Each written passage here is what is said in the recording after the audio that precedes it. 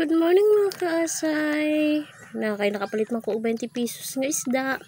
So magapon siya kanang tamban ba. Ako lang siya kuan. Dili ko magkilaw ha. Ako lang na siya kuanon.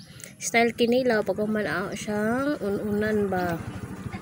Syempre na kinahanglan gyud na luya, sibuyas, ahos, timplahan mo masarap. So kinahanglan lang gyud na kay tungod di ko gad kinilaw good.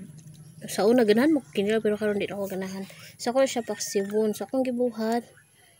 Siyempre ako na siya ibalhin. Pagkahuman inig ka ko na ang ginahon ang akong paughon. Ug ang ako pong timpla sa inununan gusto gyud na ho kanang parat-parat gid ba.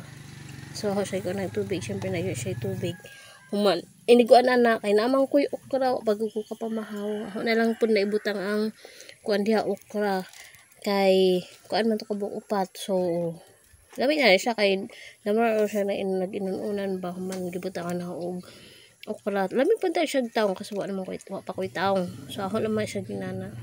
So syempre atong sunod permente kinakusgang lukay gyud na magpalaban gyud og lukay sana akong okra ko na siya ibutang human medyo paugho na lang gyud na ako inuna. So thanks for watching mga kasay. Bye.